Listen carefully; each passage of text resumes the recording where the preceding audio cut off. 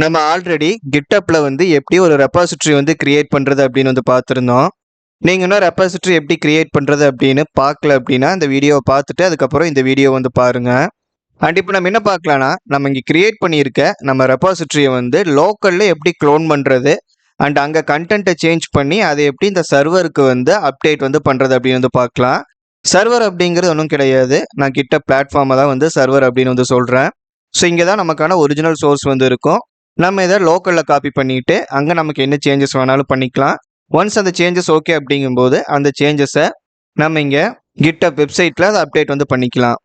And இந்த ரெபாசிட்டரியை clone பண்ணுறதுக்காக GitHub desktop application வந்து ஓப்பன் பண்ணிக்கிங்க. அக்கௌண்ட்டில் வந்து மினிமம் ஒரு ரெபாசிட்டரி இருக்குது அப்படிங்கிறதுனால அந்த ரெபாசிட்டரியோட நேமை இந்த இடத்துல காமிச்சிக்கிட்டு இருக்கோம். நிறைய ரெபாசிட்டரிஸ் வந்து இருந்துச்சு அப்படிங்கும்போது இங்கே லிஸ்ட்டாக வந்து இருக்கும். நம்ம ஒரு ரெபாசிட்டரி மட்டும் கிரியேட் பண்ணியிருக்கிறதுனால அந்த ஒரு ரெபாசிட்டரி மட்டும் இந்த இடத்துல காமிச்சிக்கிட்டு இருக்கு. அண்ட் இந்த லிஸ்ட்ல இருக்கிற நம்மளோட ஓன் ரெபாசிட்டரி வந்து க்ளோன் பண்ண போகிறோம் அப்படின்னா அது மேலே ஜஸ்ட் கிளிக் மட்டும் பண்ணால் போதும். இங்கே கீழே க்ளோன் அப்படிங்கிற ஆப்ஷன் வந்து காட்டும். அண்ட் அது க்ளோன் மேலே கிளிக் பண்ணுங்க. அண்ட் க்ளோன் மேலே கிளிக் பண்ணோம் அப்படின்னா இந்த பாப்அப் பேனல் வந்து வரும். ஸோ இதில் வந்து பார்க்கும்போது github.com அப்படிங்கிறது வந்து இருக்கும். அண்ட் கிட் என்டர்பிரைஸ் அண்ட் அதுக்கப்புறம் URL அப்படின்னு 3 ஆப்ஷன் வந்து இருக்கும். என்டர்பிரைஸ் அப்படிங்கிறது பெய்டு வெர்ஷன். ஆர்கனைசேஷன்ஸ் வந்து இதை யூஸ் பண்ணுவாங்க. நம்ம பர்சனலாக யூஸ் பண்ணும்போது URL இல்லை github.com இந்த ரெண்டை வந்து நம்ம யூஸ் பண்ணுவோம். ஃபஸ்ட்டு github.com வந்து எடுத்துக்கிறேன். ஸோ இந்த github.com அப்படிங்கிற டேபை நம்ம செலக்ட் பண்ணாலும் நம்மளோட எக்ஸிஸ்டிங் ரெபாசிட்டரிஸ் வந்து என்னென்ன இருக்கோ அதுக்கான லிஸ்ட்டு வந்து இருக்கும். நம்மளோட ரெபாசிட்டரியை வந்து நம்ம க்ளோன் பண்ணுறோம் அப்படிங்கும்போது நம்ம இந்த URL யூஸ் பண்ண தேவையில்லை. இந்த github.com அப்படிங்கிற டேபையே வந்து நம்ம யூஸ் பண்ணிக்கலாம். இங்கிருந்து நமக்கு என்ன ரெபாசிட்டரி வேணுமோ அதை கூட நம்ம செலக்ட் பண்ணிக்கலாம். அண்ட் அதை செலக்ட் பண்ணோம் அப்படின்னா அதுக்கப்புறம் அது எங்கே போய் க்ளோன் ஆகணும் அப்படிங்கிற பாத்தை வந்து நம்ம செட் பண்ணணும். ஸோ டிஃபால்ட்டாக உங்களுக்கு இங்கே ஒரு லொக்கேஷன் வந்து வரும். அது ஓகேனா நீங்கள் அதை அப்படியே அலோவ் வந்து பண்ணிக்கலாம். இல்லை சேஞ்ச் பண்ண போகிறீங்க அப்படின்னா இங்கே சூஸ் மேலே கிளிக் பண்ணுங்கள்.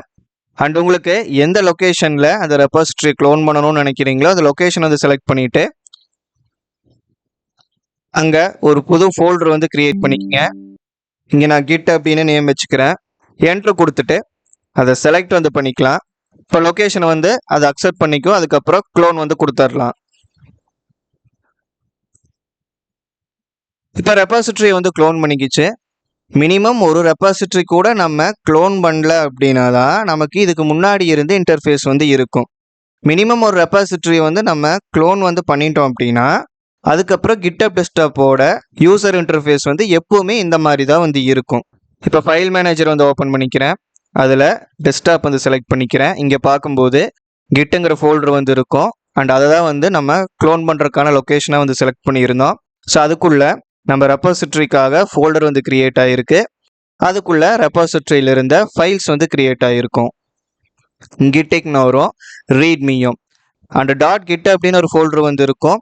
அண்ட் இது பார்க்கறதுக்கு டிரான்ஸ்பேரண்டாகவும் தெரியும்.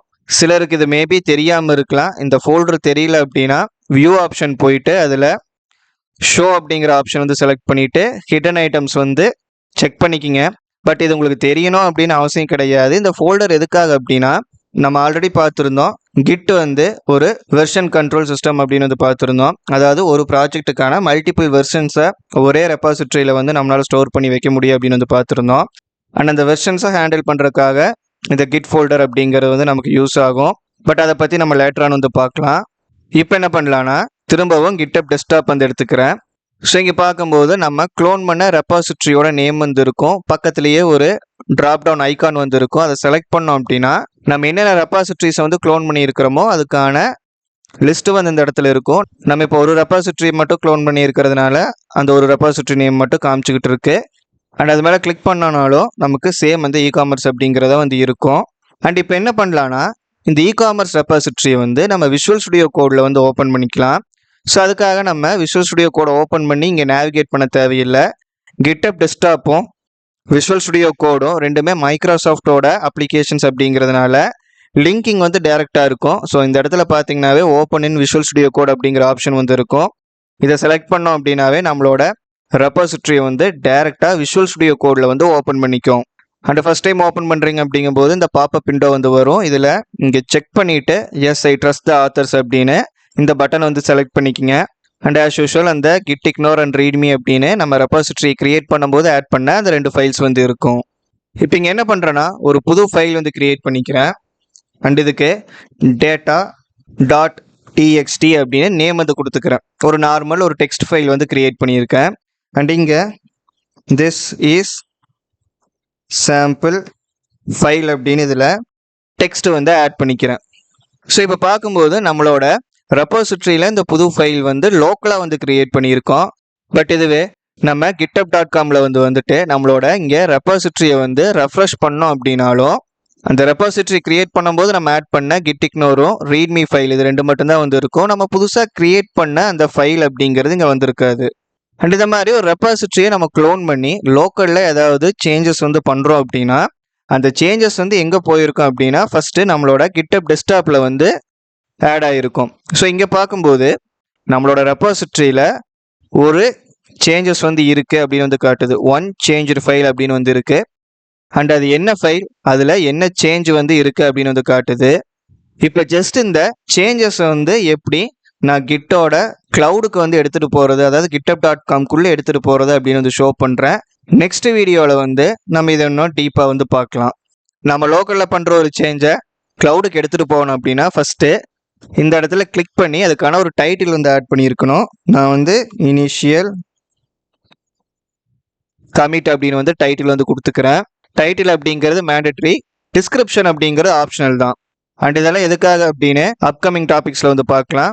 இப்போ இங்கே டைட்டில் வச்சுட்டு commit one file to main அப்படின்னு இங்கே இருக்கிற பட்டன் வந்து கிளிக் பண்ணிக்கிங்க.